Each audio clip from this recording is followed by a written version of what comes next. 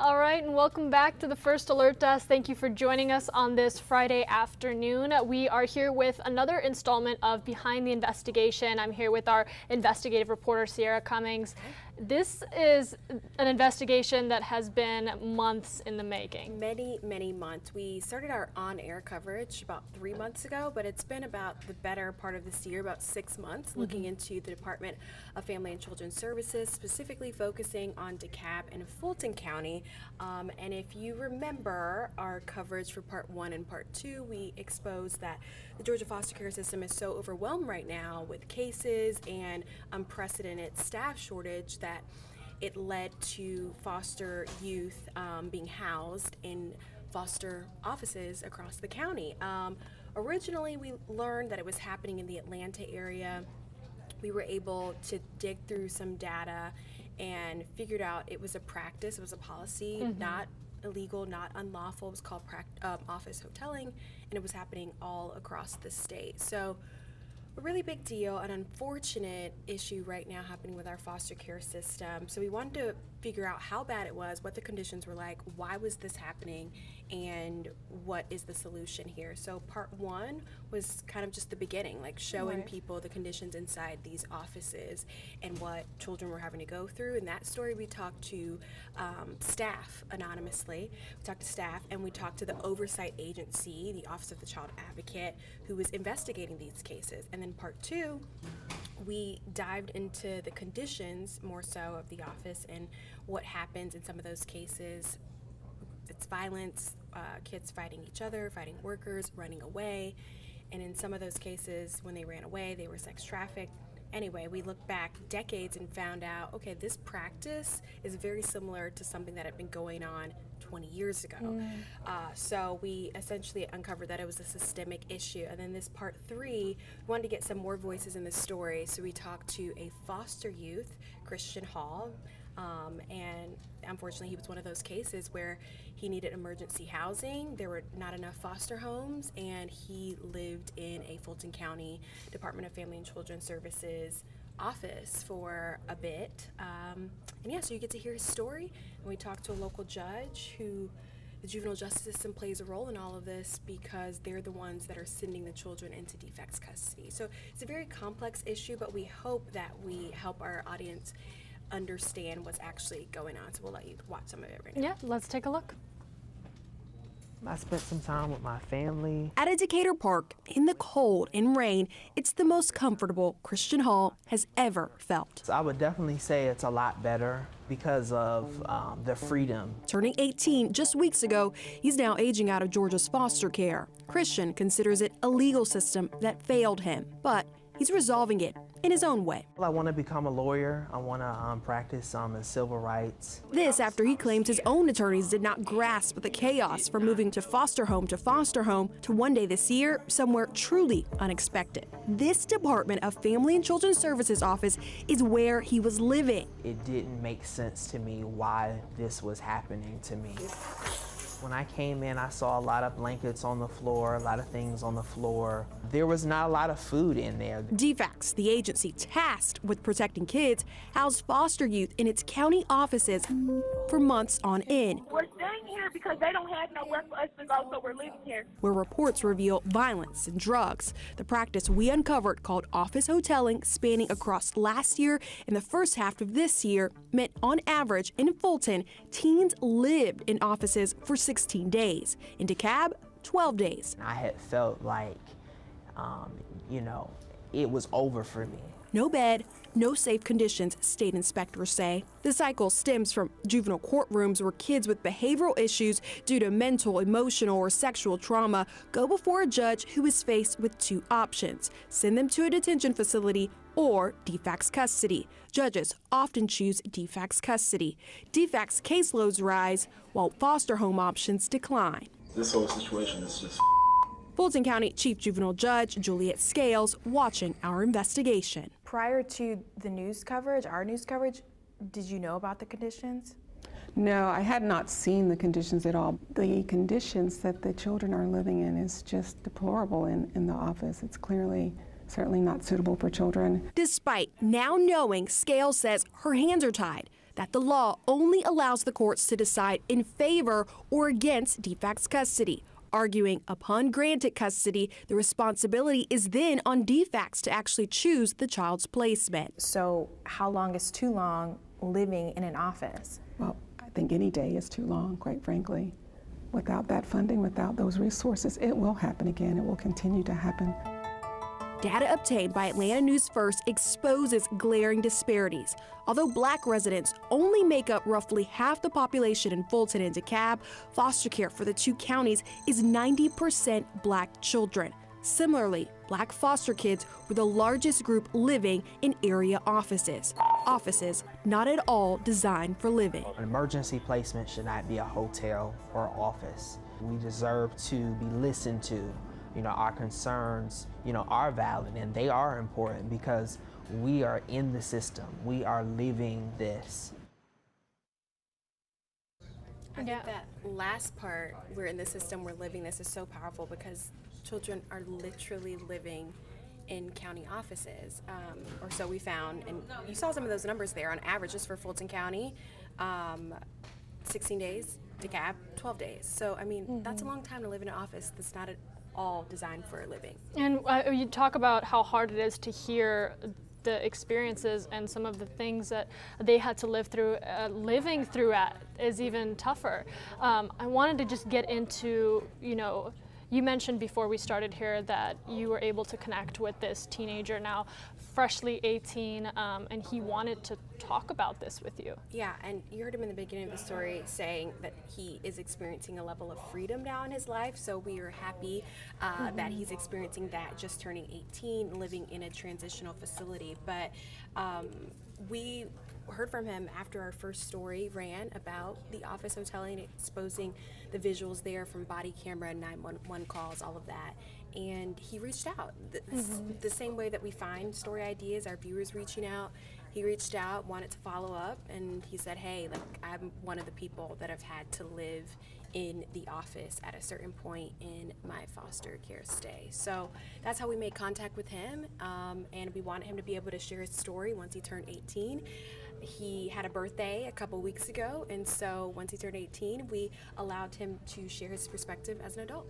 And such a valuable perspective, because you heard at some point in your investigation, hearing that this has happened in the past, this is happening, and it will continue to happen, such jarring words, because what do you do at that point? I know, it's such a heartbreaking reality, and that's why we had to continue our coverage on it, because so many people involved, whether it was the oversight agency over DFCS, the juvenile judges, the children in foster care, the behavioral aides, the caseworkers, people are like, this is the worst kept secret. It's been happening for decades, and it's going to continue to happen. So we're like, well, how do you stop it from happening? And last night when the story aired, we talked about that a little bit, that this is a legislative issue.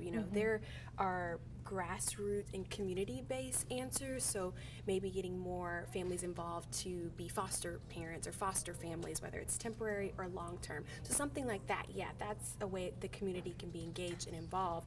But really, there's always going to be an issue of caseworkers being overburdened, overwhelmed with cases, not enough workers for any industry, certainly not enough for DFCS, and so it's about emergency housing and emergency options when it comes to these children who need it, whether it's therapy or some kind of trauma services or simply a facility to be at.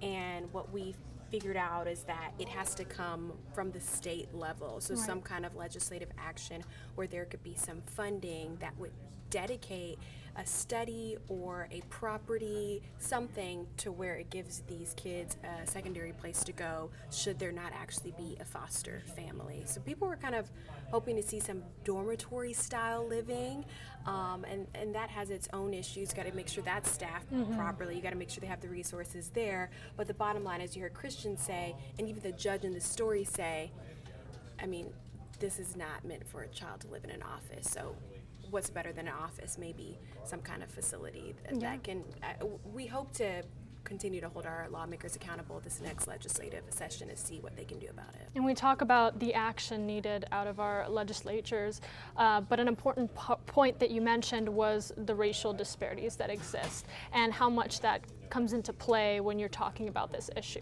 That was such a big deal, looking at who is actually impacted by this policy, office hoteling. And so we wanted to look at the racial breakdown, the demographics, not because one matters over the other, but it gives us a better understanding of who this is harming or who this is helping or failing to help. And yeah, that disparity, it's jarring. We wanted to make sure you could see it in the graphic, that when you combine the population for the Atlanta area, so DeKalb and Fulton County, believe it or not, it's just at about half the population is Black, and then the rest of the population is made up of white, Hispanic, Asian, but just under half or about half. And then most of the kids that are in foster care, 90%, are Black children. And then as a result of that glaring disparity, a lot of the kids that end up being in the offices are children of color. And we didn't even get into the age disparity there, but most of the kids that are in the offices are not only children of color, but they're teenagers. And at that point, you know, a lot of impact on their growing persons. They're about to become adults. It's just that added stress on them as they're navigating through life. I wanted to talk a bit about you as an investigator. You know, regularly here at Atlanta News First, we do these investigations to hopefully bring change in the community or bring awareness. In this case, you deal regularly with a difficulty with obtaining information. What were some of the hurdles to get this out to the public that you faced in the months that you've been working on this? Well, it's been the better half of a year, and it's a lot of, I would like to say it's data driven. We do our best to make sure that we find the right characters who can voice this story, but it took a lot to obtain data, and we usually go through the open records process. DFCS, we had to request records for Fulton and DeKalb County, and that ended up coming with an Excel spreadsheet and all of these numbers, and making sure you're doing the math correctly and making sure this happened in our county and not another county over. But I mean, it's a lot of math, it's a lot of combing through numbers, and it's also a lot of waiting. I mean, these agencies do have time under the Georgia Open Records Law to actually gather the information for you, and so it's a waiting game, and once you have it, then it's a digging game and making sure the claims that people are making matches up with the documentation you have. And then on top of that, once you have documentation to prove that something, that there's some kind of wrongdoing or some kind of concern, then you gotta reach out to all the agencies once again and see if they're willing to talk about it and interview with you about it. You'll notice in this series, we've got a lot of voices in this story. Part 3, I think, combined, we've probably done like 8 to 10 interviews, but none of them ever came from the Department of Family and Children's Services. So unfortunately, we didn't get the opportunity to sit down with the commissioner of DFCS, but DFCS did provide us statements along the way, which we've incorporated in our storytelling. But we relied heavily when it came to the interviewing process. The Office of the Child Advocate, OCA, which is the oversight agency over at DFCS, the juvenile court system, the judge who was in the story, and then the people that are actually involved, from the caseworkers, behavioral aides, to the actual children, Christian Hall. Yeah, and part of these investigations is bringing this information to the public. Is there anything that any one person who might be watching this can do on an individual level, looking ahead to the latest legislative session? In the community? Yeah, reaching out to your lawmakers, making sure they know about this, which I think most of them do. We've been communicating with quite a few lawmakers about this. We even had one in our second story, our second installment. So it's an issue they've been made aware of, but you can certainly follow up with your lawmakers. That's what they're here for the people, for these communities, some of the communities that feel forgotten. But also, in the meantime, before we're waiting for, or expecting, or waiting on legislation, I mentioned earlier, just being involved in the system. I don't know that everyone is called to be a foster parent or a foster family, but there are ways to figure out if you can donate your time, your resources, or energy. And I know that DFCS has told me in the past repeatedly that they're trying to come up with some solution to where they can avoid office hoteling. At this point, the kids are not living in offices, but it's still a practice that they can use and that they expect to use again. But hopefully, if there are more families involved, considering fostering, considering adopting, considering just learning more, or even people that maybe want to get involved in casework if they have a passion with kids. That's something we can do in the meantime without a legislative action. Especially during the holiday season, you know, a lot of families and loved ones are coming together and spending time with each other. So it's important not to forget those that don't have that privilege. Yeah, absolutely. I want to make sure that we end this with, on this note, where can people connect with you? I know you get most of your investigations from the community members that do come forward. What is the best way to get in contact and submit an investigation if somebody feels it warrants, you know, taking a closer look at? Some of the greatest stories come from the viewers reaching out in an email, and maybe they think, oh, I don't know if this story tip is unworthy or if this information makes sense to share, but then it ends up being something that we become dedicated to. So email ciara.cummings@wanf.com. I'm on all social media platforms, Facebook, Instagram. What are the other ones? Twitter. You can always DM me, comment. And then under each story we have, there is a way to contact the investigative team. You just scroll to the bottom of whatever investigative story you're on, and there's a hyperlink. More coverage first. Fill a submission form.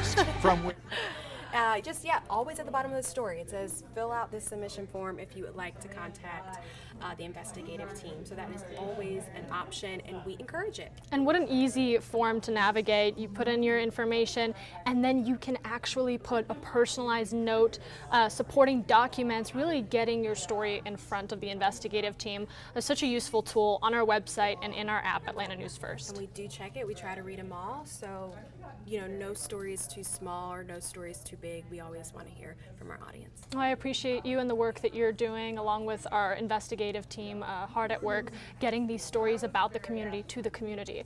Of course, if you wanted to check out this full story, it is on our website. I'm going to get back to it. Under the Atlanta News First tab, you can see all of our latest investigations, including Ciara's latest story right here, and all of the previous coverage from that we've gathered, including just some pictures and videos of these conditions, giving you a closer look into that life. Yeah, really important story to tell, and I'm glad we were able to do it. Thank you so much.